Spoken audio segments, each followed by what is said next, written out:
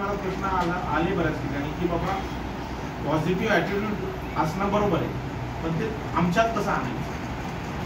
तुमच्यात जर positive attitude यायचा असेल तर काय करायचं म्हणून ते 8 पॉईंट तर यशाचे अष्टपदी आम्ही म्हणतो किंवा की टू सक्सेस आम्ही म्हणतो. तर पहिला महत्त्वाचा पॉईंट आहे की चांगल्या गोष्टींवरती लक्ष द्यायचं, म्हणजे आपल्यामध्ये काय येईल, पॉझिटिव्ह एनर्जी.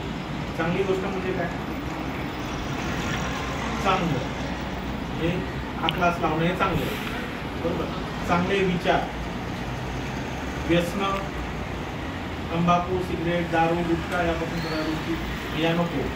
चांगल्या विचारांची माणसं, चांगले संस्कार,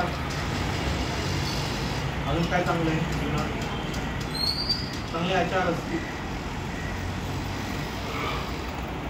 चांगलं ऐका, चांगलं वागा, वाईट विचारांच्या लोकांपासून दूर राहा.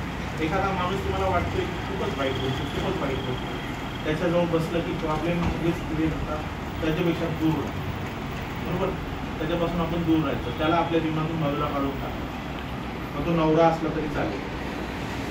अशी परिस्थिती आहे की एवढी वाईट परिस्थिती असते तो माणूस अक्षरशः संपतो, बरोबर. मग ती बायको असली तरी चालेल, फक्त नवरा असं म्हणा वाईट विचारांच्या लोकांपासून